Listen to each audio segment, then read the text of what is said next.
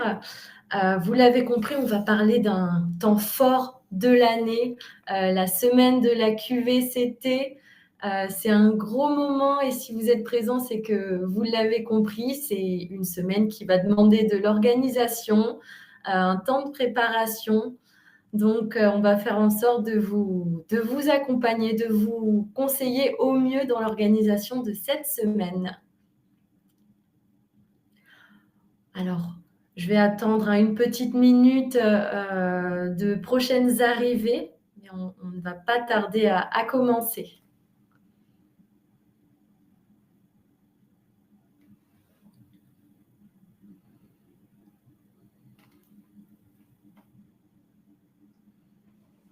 Et oui, ça se connecte.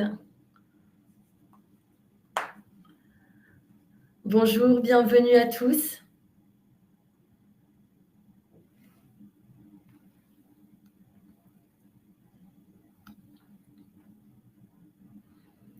Bonjour Bernadette.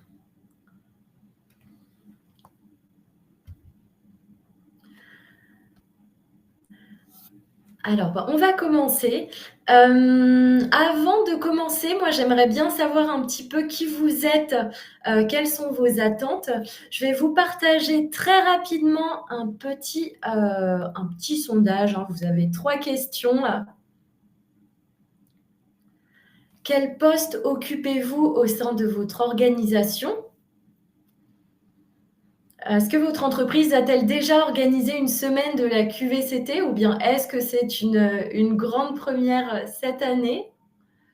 Et enfin, qu'attendez-vous de ce webinaire? Est-ce que vous cherchez des idées d'animation? Est-ce que vous recherchez de l'inspiration? Est-ce que vous souhaitez être accompagné? Est-ce que vous avez envie d'échanger peut-être avec d'autres participants? N'hésitez pas à partager vos attentes. Nous, ça nous aidera aussi à y répondre au mieux.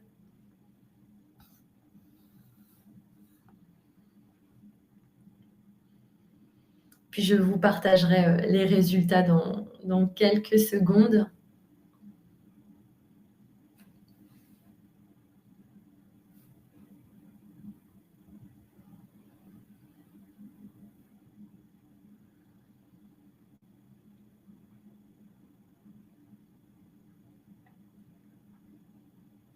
Pour ceux qui sont sur LinkedIn connectés en live, n'hésitez pas à réagir aussi en commentaire. Et après, voilà, il y aura plus d'interactions possibles à la fin du webinaire. Vous pourrez nous contacter voilà, pour échanger de manière plus individuelle.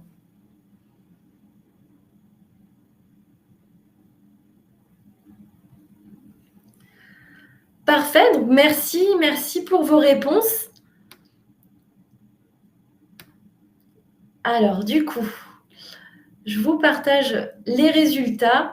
Alors, quel poste occupez-vous? Alors, on a beaucoup de fonctions RH, Office Manager, des responsables d'équipe. On a quelques Chief Happiness Officer. Donc, voilà, on charge aussi de chouchouter les collaborateurs. Professionnels de santé également présents. Alors, avez-vous déjà organisé une semaine de la QVCT? C'est assez mitigé.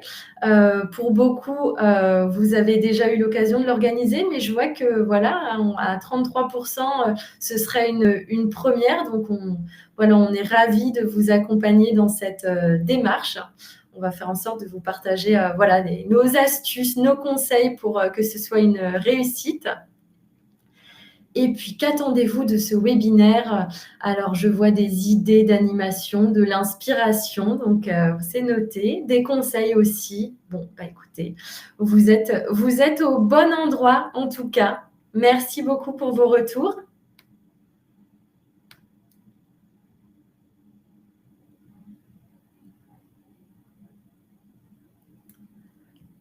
Je reviens à la présentation.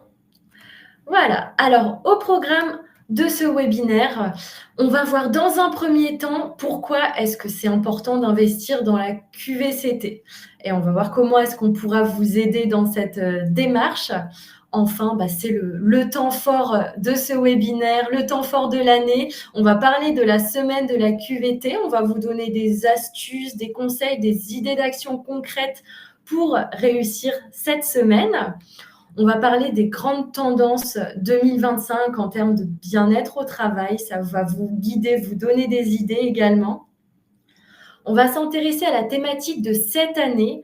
Chaque année, il y a une thématique qui est dédiée. Pour la semaine de la QVT, cette année, c'est dialoguer sur le travail.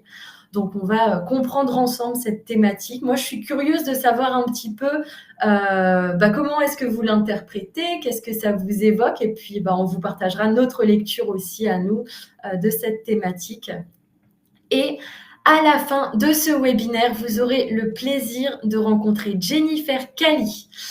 Jennifer, c'est une comédienne, une coach en communication passionnée et elle va vous parler du théâtre en entreprise. Il y a beaucoup de choses à dire. J'en dis pas plus. Vous aurez le plaisir de découvrir tout ça à la fin de ce webinaire. On en a pour 45 minutes ensemble. Très rapidement, pour ceux qui ne nous connaissent pas, moi je suis Laetitia, la fondatrice de l'entreprise Cocoon Me. Notre mission, ça va être d'accompagner les entreprises dans l'organisation, dans l'amélioration de la qualité de vie au travail des salariés en organisant des ateliers autour de la relaxation, du sport et de la santé.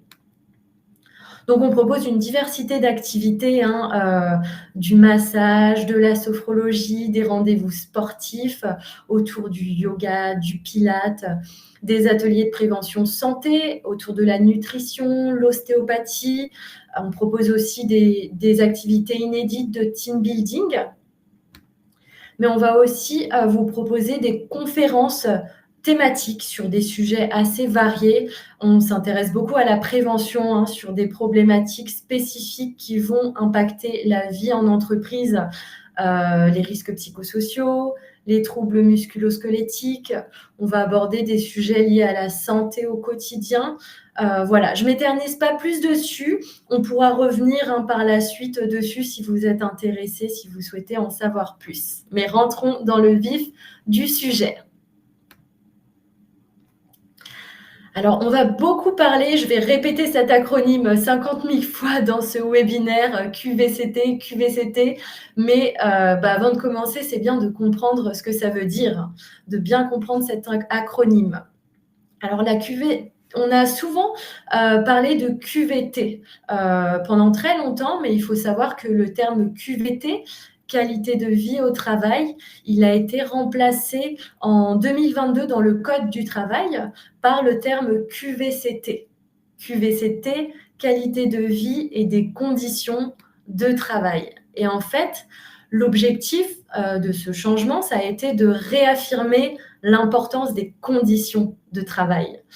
En gros, en entreprise, c'est très bien, ce sont de belles initiatives de proposer la corbeille de fruits, la table de ping-pong, le cours de yoga en fin de journée. C'est très bien, mais c'est pas suffisant si des essentiels ne sont pas respectés. Et en fait, la qualité de vie et des conditions de travail, ça va vouloir dire travailler dans un environnement qui est sain, avec une bonne ambiance. Ça va inclure les pratiques managériales, par exemple, les relations interpersonnelles, l'équilibre vie pro-vie perso, la transparence, la reconnaissance au travail. Donc, tout ça, c'est des points hyper importants qu'il faut vraiment avoir en tête. Et c'est pour ça qu'aujourd'hui, on parle de qualité de vie et des conditions de travail. Alors, pourquoi investir dans la QVCT ? C'est une bonne question et si vous êtes là, c'est que vous vous la posez aussi. Eh bien, les raisons, elles sont multiples. C'est un levier qui va vous permettre d'encourager l'engagement et la motivation. Un employé va être 2 à 3 fois plus impliqué dans une entreprise qui aura mis en place des actions concrètes en termes de QVCT. Ensuite, ça va vous permettre d'améliorer la productivité. Ça, on le sait, c'est plus une surprise, mais un employé qui va être heureux et épanoui dans son travail, c'est un employé qui travaille mieux. Et puis, enfin, quand on veut recruter des candidats, faire la différence, la QVCT, c'est un critère de choix pour les candidats. On a 4 candidats sur 5 qui vont privilégier une entreprise engagée dans la QVCT.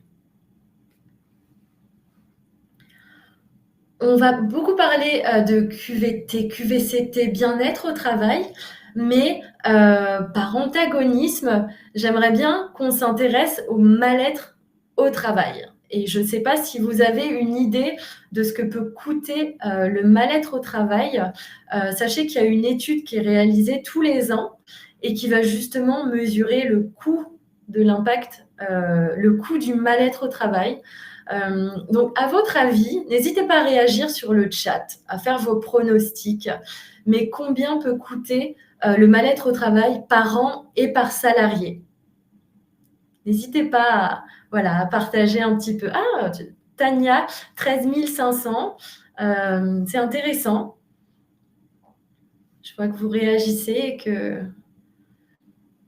voilà, on est vraiment sur le coût du mal-être au travail par an, par salarié. 22 000 pour Stéphanie. Bon, qui sera le plus proche? On va offrir une séance de sophrologie pour celui qui sera le plus proche. Beaucoup plus que les actions pour le bien-être. Et exactement, bah, vous avez tout compris, Nathalie. C'est vrai que voilà, quand on fait le ratio, bon, c'est vrai que on va dépenser, on va investir dans la QVCT, mais quand on voit ce que coûte le mal-être au travail, voilà, la décision est vite prise. Bon, je vote pour la sophro, 15 000. Bah, en fait, vous êtes assez proches, hein. En 2024, le mal-être au travail, il a coûté 14 840 € par an et par salarié. Donc, c'est énorme. C'est vraiment un chiffre édifiant, mais qu'on peut comprendre finalement si on prend en compte le coût de l'absentéisme, le coût des arrêts maladie, les répercussions directes que ça va avoir sur l'activité, le coût de remplacement d'un employé absent. Voilà, il faut le recruter, il faut le former, ça ne se fait pas du jour au lendemain. Et puis, on parle aussi beaucoup d'absentéisme, mais le désengagement, il coûte aussi aux entreprises. Le désengagement, vous avez un employé qui est présent, mais qui n'est pas investi à 100%.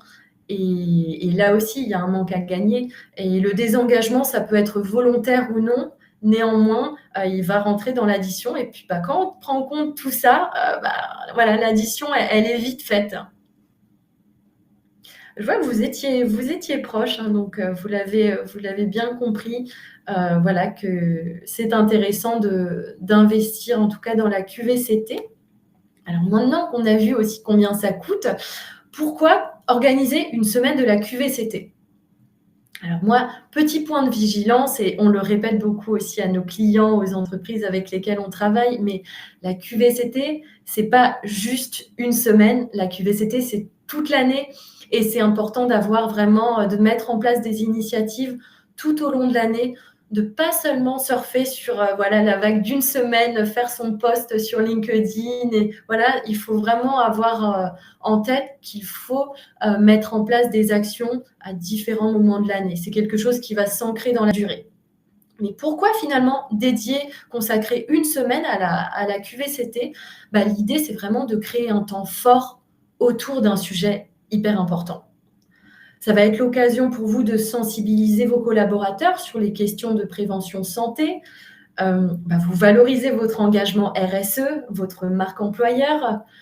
C'est une semaine pendant laquelle les collaborateurs vont se retrouver autour de différentes activités. Donc, c'est l'occasion pour eux de renforcer la cohésion, l'esprit d'équipe. Et puis, enfin, ça va être aussi l'occasion d'expérimenter de nouvelles pratiques, de les inscrire dans la durée, puis d'impulser des changements concrets.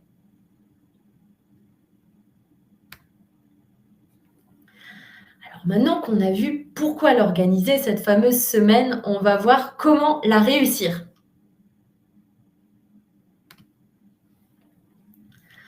Avant de vous lancer, posez-vous les bonnes questions.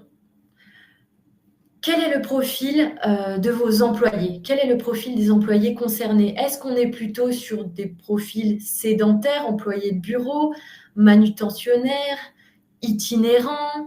Quels vont être les besoins et les problématiques associés à chacun de ces métiers? Quelle est la diversité générationnelle? Donc ça va vous permettre d'orienter déjà vers un type d'activité, de sujet aussi, de thématiques que vous aimeriez mettre en avant. Une autre question à vous poser, bah, ça va être les contraintes organisationnelles. Est-ce qu'il y a des pics d'activité? Est-ce qu'à l'inverse, vous avez des moments de la journée beaucoup plus calmes sur lesquels bah, ça va être intéressant justement d'organiser ces activités?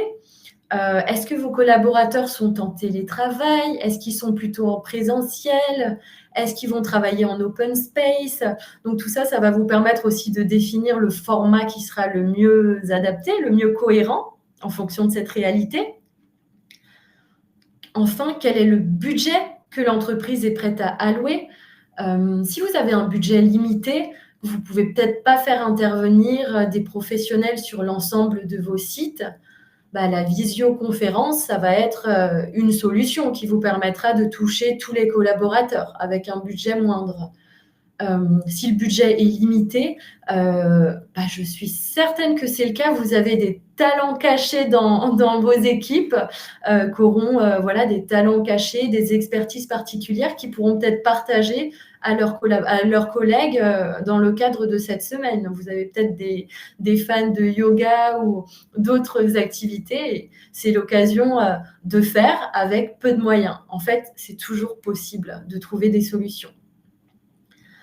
Un point hyper important, bah, ça va être vos objectifs. Quels sont vos objectifs? Quels sont vos enjeux prioritaires? Est-ce que vous voulez faire de la sensibilisation sur tous les sujets liés à la santé au travail? Est-ce que vous voulez renforcer la cohésion d'équipe? Est-ce que vous voulez prévenir les risques psychosociaux, les troubles musculo-squelettiques? Est-ce que vous voulez voilà, lutter contre la sédentarité? Finalement, vos objectifs, ce sont eux qui vont vous permettre aussi de définir le programme, de prioriser. Hein. Il y a 50 000 choses à faire, il faut quand même faire un choix. Donc ça, vous allez le faire aussi en fonction de vos enjeux prioritaires. Et puis, pour terminer, qu'est-ce qui fera que votre semaine est une réussite? Quel KPI vous allez mettre en place pour mesurer l'engagement, la satisfaction de vos collaborateurs?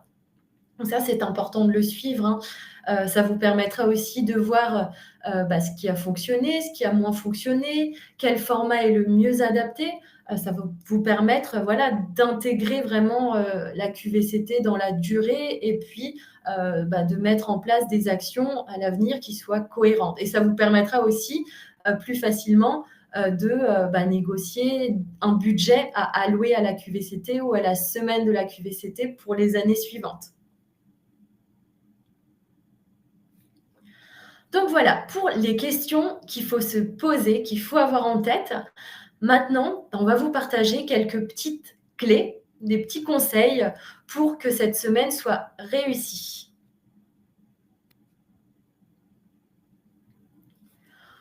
On va vous conseiller d'impliquer vos collaborateurs. Pensez à ça. Bah, si vous organisez cette semaine, c'est bien pour eux. Vous voulez faire plaisir. Vous voulez que ce soit un programme qui soit cohérent, qui leur convienne.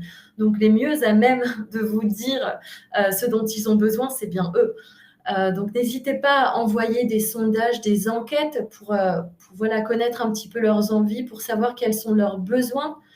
N'hésitez pas à les inclure, à organiser des ateliers de co-création, voilà, pour prendre un petit peu les idées. Ne supposez pas vraiment, demandez, interrogez-les. Un autre conseil, pas des moindres, proposez un programme qui soit varié et inclusif. Varier les activités, proposer des activités sur différents types d'activités autour de la relaxation, autour du sport, des activités de prévention sur des thématiques clés, mais varier les activités. La sophrologie, la méditation, bah, ça va plaire à certains collaborateurs, ça ne va pas forcément plaire à tout le monde. De la même manière, une séance de cardio boxing, ça va trouver son public, Ça va pas forcément plaire à tout le monde, hein. Tout le monde n'aura pas forcément envie de transpirer au travail et du coup, la clé, c'est de proposer des activités variées. Vous êtes sûr de toucher le plus grand nombre de collaborateurs. Pensez aussi à varier les formats d'activités. Le format, il est important. Proposer des activités collectives. Le format collectif, il faut le privilégier. C'est le moment où on va aussi renforcer la cohésion d'équipe. Mais nous, on a par exemple des prestations, le massage, il plaît énormément, l'ostéopathie, on a énormément de demandes pour ces prestations, les créneaux, ils sont très vite remplis. C'est bien le signe que tout ce qui est individuel aussi, ça plaît. Et les salariés sont contents d'avoir à un moment donné un temps pour eux, pour se relaxer, une petite bulle de bien-être au travail, une petite pause de 20 minutes, pour eux, ça fait du bien. Un autre format aussi possible, c'est le stand en accès libre. Donc ça peut être possible pour les massages, hein, ils viennent quand ils sont dispo, mais on travaille, nous, avec beaucoup de nutritionnistes qui vont animer des stands en accès libre autour de la nutrition. Et en fait, ce format-là, il est intéressant quand vous avez des collaborateurs qui ne savent pas forcément quand ils pourront se libérer. Donc voilà, varier les activités, varier les formats. Un autre point important, ça va être l'organisation de la logistique. Réserver les salles, pensez à réserver vos espaces, pensez à réserver, planifier vraiment le matériel dont vous aurez besoin. Si vous organisez une conférence, pensez aux vidéoprojecteurs, pensez au matériel sono si besoin. Ça peut paraître évident, mais quand on est dans l'organisation, qu'on a 50 000 choses en tête, parfois on oublie l'essentiel. Et voilà, là, je le dis aussi par expérience, on a parfois des entreprises qui, à la fin, n'avaient pas pensé à réserver la salle. Donc voilà, pensez-y, notez-le. Nous, dans tous les cas, on vous partage en amont une checklist des éléments à prévoir pour le bon déroulement des prestations. Voilà, pour ne rien oublier. Communiquer. La communication, elle est clé. Communiquer vraiment sur l'événement via plusieurs canaux, les emails, des affiches, communiquer sur l'intranet. Si vous organisez cette semaine, que vous y consacrez du temps, vous voulez bien que les collaborateurs participent, soient informés, qu'ils soient présents. Donc voilà, n'hésitez pas à communiquer, à envoyer des rappels. Nous, on vous partage un kit de communication avec des éléments visuels que vous pourrez intégrer dans vos emails, des affiches que vous pourrez imprimer aussi. Mais la communication, elle est clé. Enfin, anticiper. Anticiper, ça j'en ai parlé, mais c'est un événement qui se prépare plusieurs mois à l'avance. Si on organise ce webinaire un peu plus de 2 mois avant la semaine de la QBT, c'est pas pour rien. C'est un événement qui demande du temps de préparation. Et pour être honnête avec vous, c'est une semaine nationale pendant laquelle les entreprises vont toutes vouloir organiser plein de choses sur 5 jours. Et donc, c'est un petit peu moins la semaine de la QV, c'était pour nous, professionnels du bien-être. Mais bon, c'est pour la bonne cause, on se rattrape après. Mais du coup, ce qu'il faut savoir, c'est que nous, une semaine avant l'événement, 2 semaines avant, on a moins de flexibilité, on a moins de disponibilité. Donc voilà, pensez à réserver à l'avance. Après, la semaine de la QVCT, c'est bien d'en organiser une, mais libre à vous de l'organiser quand vous le souhaitez. Nous, on a des clients qui l'organisent en septembre, d'autres en mai. Finalement, l'important, c'est de consacrer un temps fort à cette semaine, mais voilà, vous êtes libre de le faire quand vous le souhaitez. Un dernier élément clé à ne pas oublier, ça va être d'évaluer l'impact de vos actions, finalement. Pensez à le faire, pensez à interroger vos collaborateurs, à envoyer des questionnaires de satisfaction, pensez à suivre le nombre de participants. Ça, c'est vraiment des choses qui vont vous permettre de voir ce qui a marché, de voir les thématiques sur lesquelles il y a le plus de besoins, les formats qui fonctionnent le mieux. Et c'est des choses que vous pourrez ensuite réitérer à d'autres moments de l'année. Donc voilà pour, nos petits conseils en tout cas. Si vous suivez ces étapes, vous êtes sûr d'offrir à vos collaborateurs une semaine qui soit cohérente et en phase avec leurs besoins. Pour compléter, on va vous partager ici quelques grandes tendances en matière de QVCT, qu'on a pu observer. Donc là, on va vous donner des idées, de sujets, de fils rouges qui pourront vous aider en fait dans la construction de cette semaine. Premier sujet phare, la santé mentale. C'est un sujet qui a été érigé en grande cause nationale cette année par l'ancien Premier ministre Michel Barnier. L'an dernier, c'était le sport qui était mis à l'honneur avec les JO. Cette année, on est vraiment sur la santé mentale et pour cause, les troubles psychiques, ils vont toucher un Français sur 5. C'est énorme. En troubles psychiques, on va penser à la dépression, au burn-out, mais aussi au stress, les troubles du sommeil. Donc c'est des sujets qui touchent finalement énormément de monde. Moi, personnellement, je trouve que c'est un sujet qui a été très longtemps tabou et c'est bien d'en parler. Finalement, le meilleur moyen de faire face à des problématiques comme celle-ci, c'est d'en parler. En entreprise, les troubles psychologiques qui sont désormais à l'origine de 20% des arrêts maladie. Et ils dépassent pour la première fois les troubles musculo-squelettiques qui ont, pendant des années, été la première cause d'arrêt maladie. L'INRS a estimé le coût social du stress au travail entre 2 et 3 milliards d'euros par an. C'est énorme. Je suis curieuse de savoir si vous avez mis en place des actions de prévention sur la santé mentale. Est-ce que vous avez déjà abordé ces sujets? Je suis curieuse d'avoir vos retours d'expérience. N'hésitez pas à réagir sur le chat. Ça peut aussi donner des idées aux autres, des idées d'action.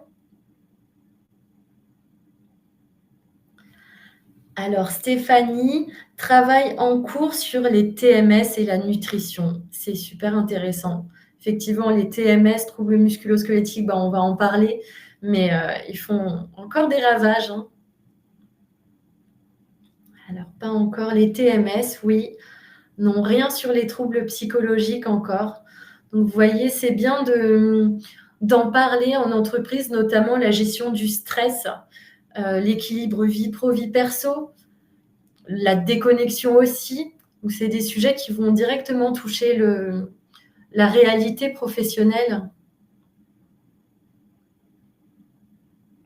Donc, je vois que ça écrit.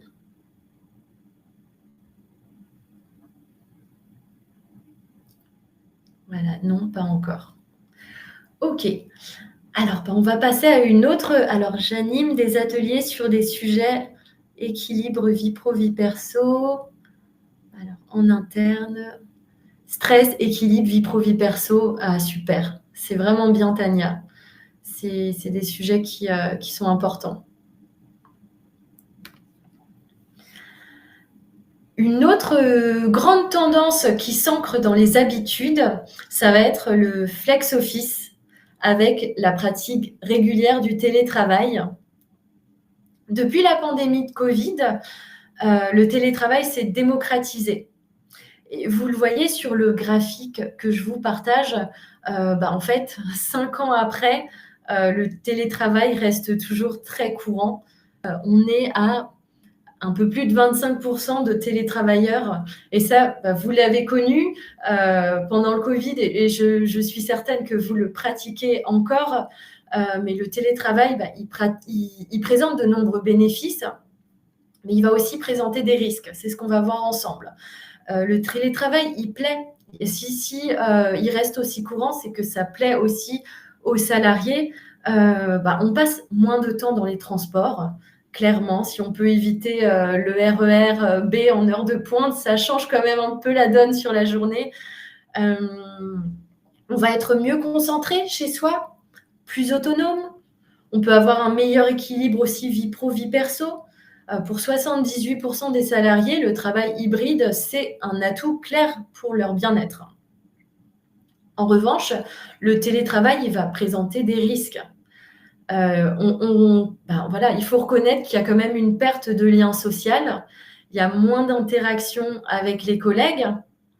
On va pas forcément avoir la petite excuse de la pause café avec son collègue pour papoter, mais finalement, cette pause café, elle fait aussi du bien. Ça permet de faire des pauses. Et le risque en télétravail, c'est parfois d'oublier de faire des pauses. À la maison, on n'a pas toujours l'équipement nécessaire. Et puis ça va peut-être être tentant de télétravailler sur le canapé avec l'ordinateur portable sur les genoux. Alors là, on parlait de TMS tout à l'heure, mais je ne vous dis pas les ravages que ça peut avoir sur les troubles musculo-squelettiques. À cela va s'ajouter une sédentarité excessive, un risque de surconnexion, la frontière vie pro-vie perso qui tend quand même à s'effacer. Donc ça représente clairement quand même des risques pour la santé physique et la santé mentale. Et là, l'enjeu, finalement, votre enjeu en tant qu'employeur, ça va être de faire de la prévention sur tous ces risques. Alors nous, on a développé un atelier qui s'appelle Télétravail et bien-être, adopter les bonnes pratiques, où on va justement s'intéresser à tous ces risques et puis partager des conseils pour faire en sorte de maintenir un bon équilibre et de télétravailler de manière saine. Un autre enjeu aussi pour vous, ça va être de clarifier les règles, de fixer des jours de présence obligatoires, de respecter une certaine équité aussi entre les collaborateurs. Donc voilà, c'est quelque chose de nouveau qui s'est vraiment ancré dans le quotidien et qu'il faut réussir à stabiliser.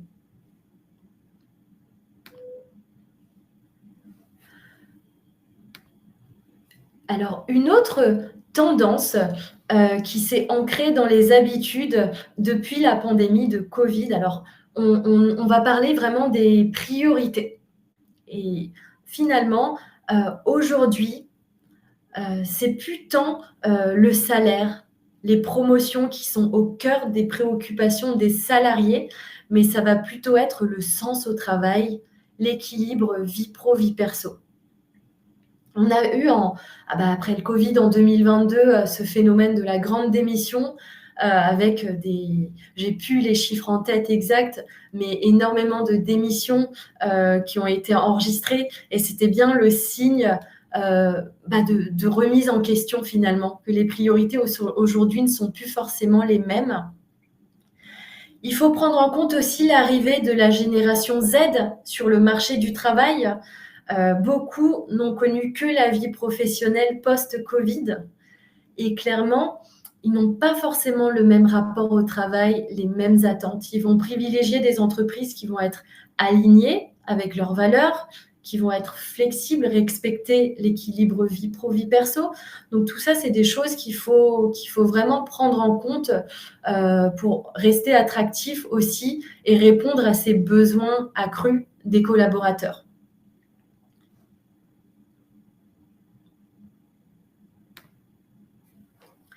Et enfin, du coup, une dernière tendance qu'on observe, ça va être le renforcement de l'engagement sociétal. Les sujets tels que la diversité, l'inclusion, la lutte contre les discriminations, le sexisme, comment est-ce qu'on va intégrer le handicap, là, ce sont des sujets qui sont de plus en plus mis sur la table. C'est très bien. On sent qu'il y a quand même une réelle volonté de créer un environnement de travail qui soit plus sain, plus éthique, plus inclusif, plus durable. Donc, c'est une bonne chose en tout cas. Voilà pour les tendances qu'on a pu observer. Ça n'a pas la prétention d'être une analyse sociologique complète du monde du travail en France. C'est vraiment un condensé ce que nous, on observe et on espère que ça vous donnera des idées de tendances sur lesquelles travailler.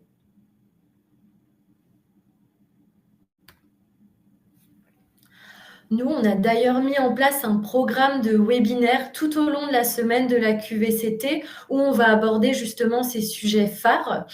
Chaque jour, on propose un webinaire. On va parler de l'équilibre vie pro-vie perso, La santé, la nutrition, bah ouais, la santé, ça passe par l'assiette. Donc, comment est-ce qu'on va booster sa santé, sa vitalité au quotidien? Le stress, ça fait des ravages. Donc, comment est-ce qu'on va pouvoir gérer son stress au quotidien, préserver sa santé mentale? Les conflits et les tensions au travail, bon, on espère que vous en avez pas trop, mais en tout cas, voilà, on va vous partager les clés et les outils pour qu'une communication apaisée. Et puis, bah, on en a parlé, télétravail et bien-être, mais quelles sont les bonnes pratiques à mettre en place pour maintenir un équilibre de vie sain? Donc, n'hésitez pas à revenir vers nous hein, si vous souhaitez proposer ces webinaires à vos équipes. Voilà, vous aurez nos coordonnées à la fin du webinaire. Alors, la semaine de la QVCT, on en a parlé en début du webinaire, mais chaque année, l'ANACT va proposer une thématique pour cette semaine. Donc, l'an dernier, la thématique, c'était anticiper le travail de demain. Cette année, c'est dialoguer sur le travail. Qu'est-ce que ça vous inspire?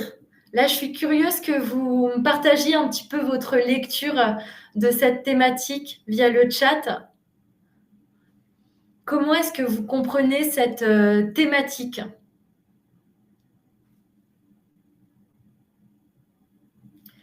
Est-ce que ça soulève des problématiques que vous avez pu rencontrer?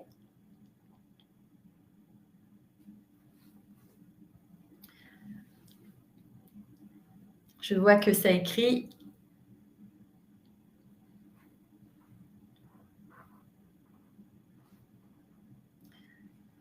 On vous partagera ensuite notre lecture de ce thème. Mais c'est vrai qu'il y a beaucoup de choses à faire autour du dialogue, de la communication.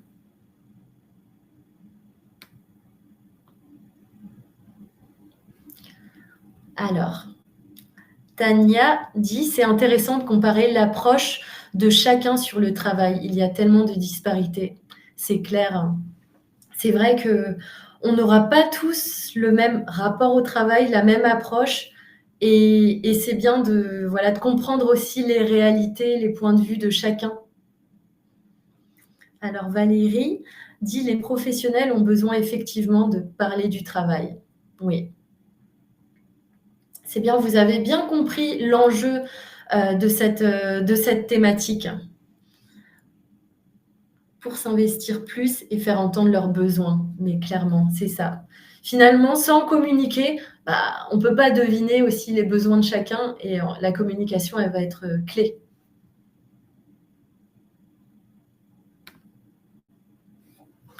Alors, pourquoi mettre le dialogue au cœur de cette semaine?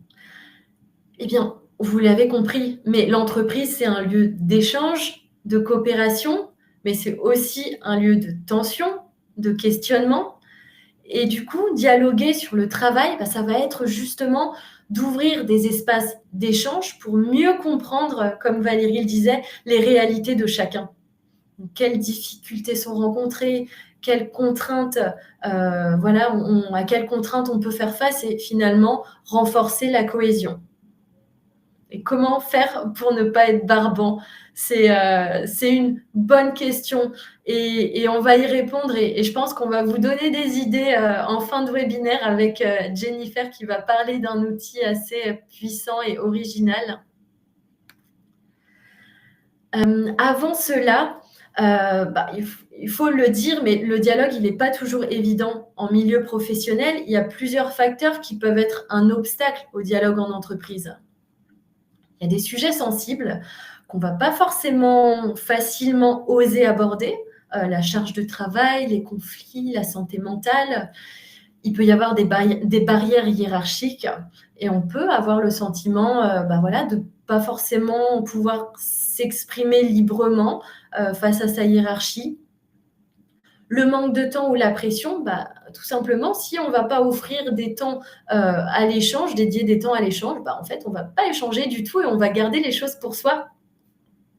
Et puis enfin, le climat de confiance insuffisant, la crainte du jugement qui peut parfois freiner le dialogue. Donc, l'enjeu pour les entreprises, ça va être d'instaurer justement un climat propice aux échanges d'encourager la prise de parole pour mieux collaborer. Et concrètement, du coup, comment intégrer ça à votre semaine de la QVCT? En fait, ça peut être en organisant des ateliers participatifs où vos collaborateurs vont pas être simplement spectateurs, mais acteurs. Impliquez-les. Le fait de privilégier des petits groupes de 10, 15 participants, on reconnaît qu'il y a toujours plus d'interactions que les conférences avec 200 personnes où là, on est quand même dans l'anonymat. Et puis, cette semaine de la QVCT, ça va être aussi l'occasion de désamorcer le dialogue sur des sujets sensibles. Je vois Tania, le climat de confiance, la base. Oui, c'est sûr que c'est une base, mais c'est pas forcément évident de l'instaurer.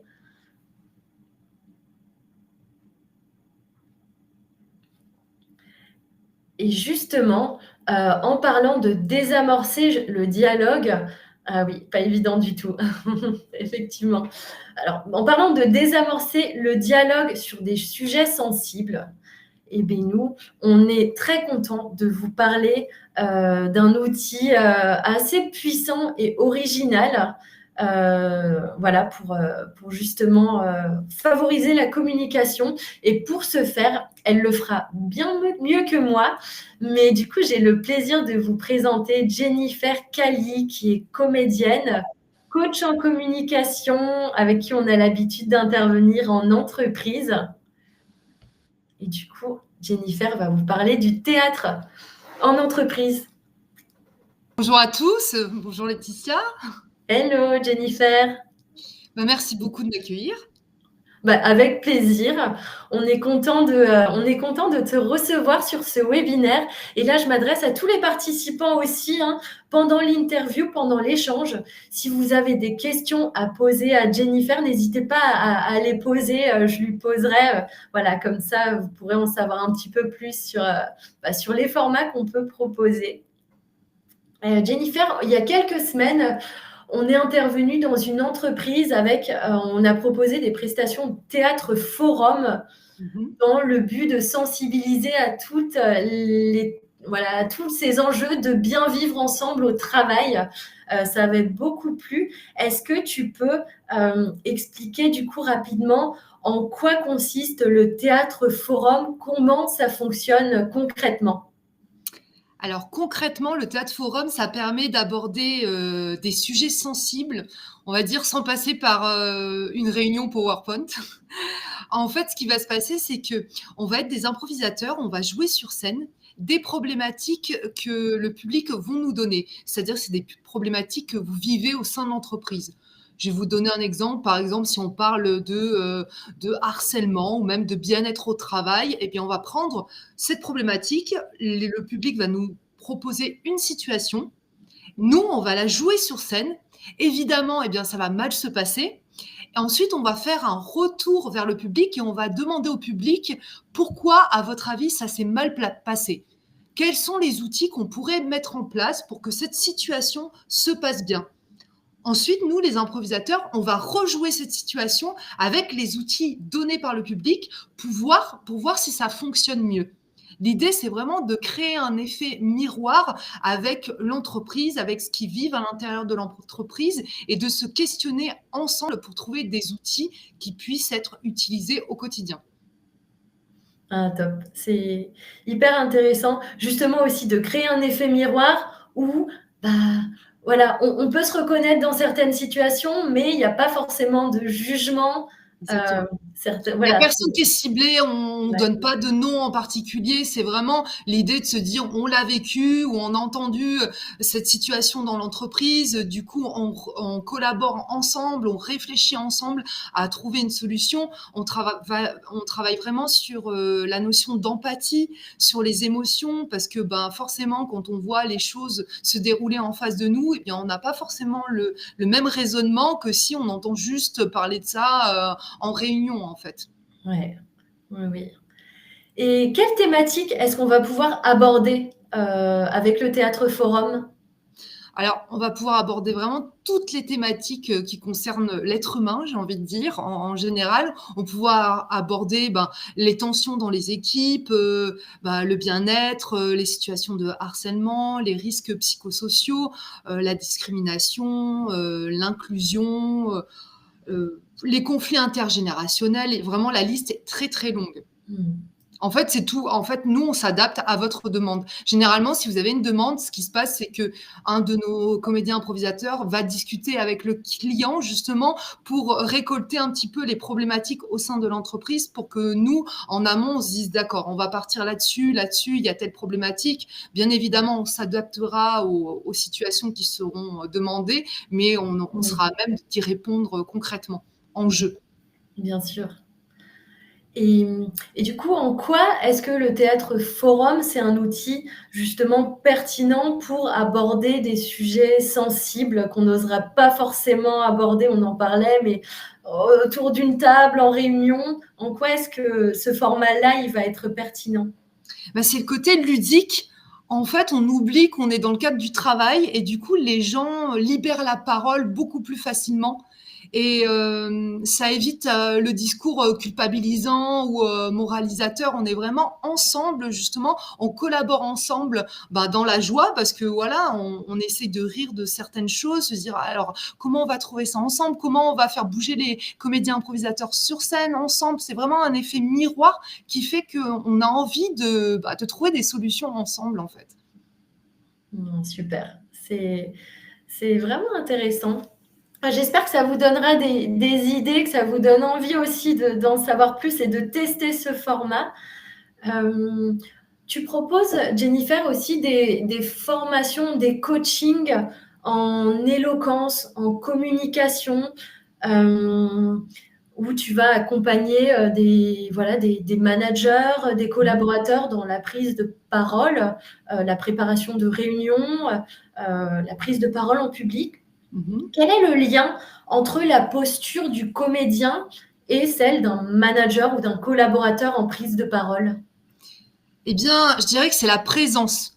C'est-à-dire qu'un comédien, il va travailler, la corporalité, la voix, la respiration, le rythme et un manager, bah, c'est pareil, en fait, pour faire passer un message, pour que justement tout à l'heure, j'ai vu passer dans le chat le côté qu'on ne soit pas barbant. Eh Ouais. bien, on a besoin de ça. C'est-à-dire qu'on a beau avoir un beau discours, mais si on sait pas comment faire passer le message, on sait pas comment respirer, comment capter son auditoire, comment le regarder, comment faire passer des émotions, eh bien malheureusement, le discours n'aura aucun impact sur notre auditoire, en fait.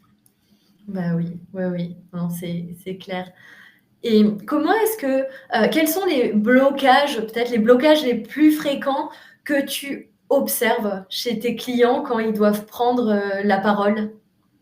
Bah, c'est souvent, la peur du regard des autres, Ouais. la peur de pas être à la hauteur, du trou de mémoire. Alors ça, c'est un Ah oui. grand classique parce Mmh. que du coup, on prépare un discours, on se dit: «Bah oui, mais j'ai peur de pas me souvenir, ce que j'ai dit». Alors qu'en fait, l'idée, c'est vraiment, bah, de transmettre un message et justement avec, les coachings en éloquence, on va travailler ça. C'est-à-dire que oui, on a l'idée globale de son message, mais l'idée, c'est pas d'apprendre par cœur les choses. Ouais. L'idée, c'est se dire, on connaît la ligne directive, on sait où on va et on se connaît assez soi-même, c'est-à-dire on a assez travaillé son corps, sa voix, sa respiration pour Mmh. se dire, d'accord, je sais que je vais aller à tel endroit pour créer tel impact sur mon auditoire. Ouais. Non, c'est vraiment intéressant. N'hésitez pas, si vous avez des questions que vous souhaitez poser à Jennifer, hein, n'hésitez pas à les Oui. poser dans le chat, comme ça je lui poserai. J'aimerais bien qu'on parle, parce que je sais que tu proposes aussi des team building, improvisation théâtrale. Donc là, on est sur des moments plus ludiques, plus légers, où on est dans le jeu. Euh, mais voilà, c'est vraiment un team building où on va renforcer la cohésion d'équipe, on va s'amuser autour de différentes thématiques. Mais le terme improvisation, théâtre, ça peut faire peur à Oui, certains. justement, je Qu'est-ce vois que une tu question, ouais. dirais du coup à ceux qui pensent, bah, c'est pas pour moi, ou je suis pas drôle, ou je vais pas oser?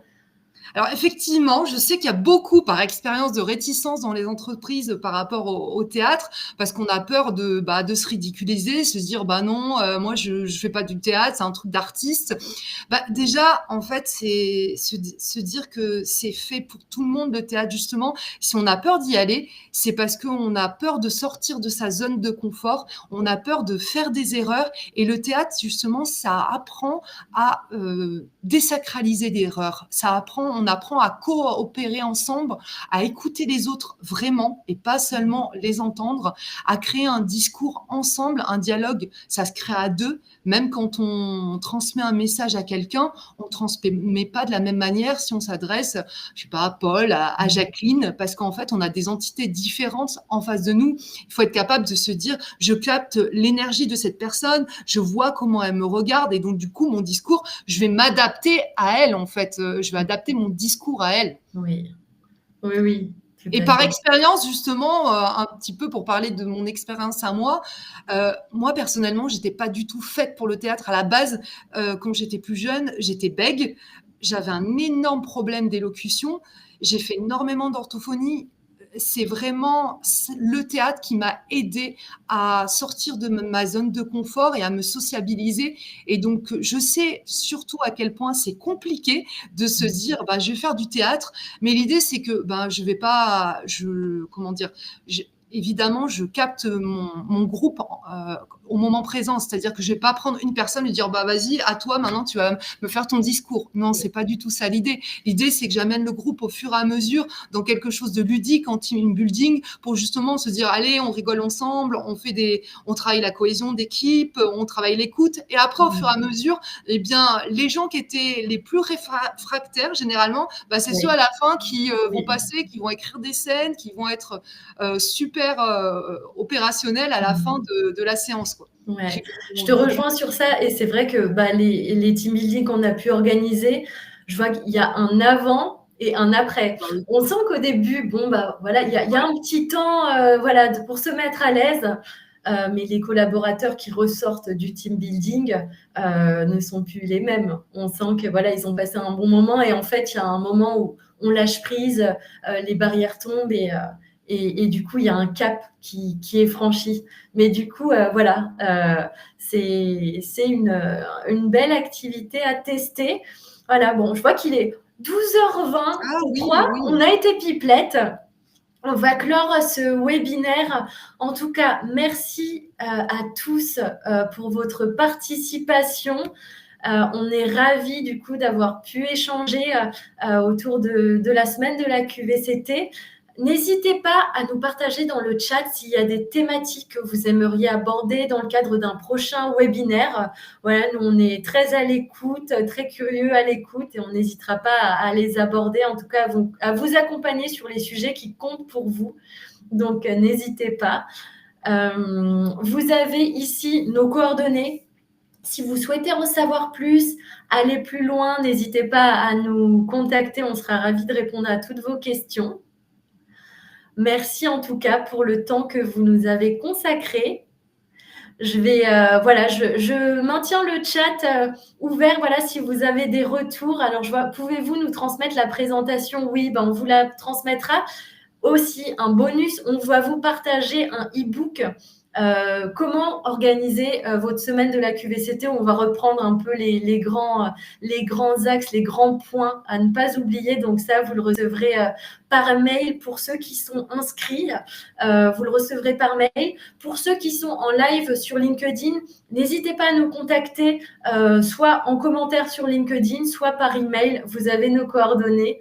En tout cas, voilà, on est ravis de vous accompagner. Merci à tous, passez une belle journée et on l'espère à bientôt. Merci.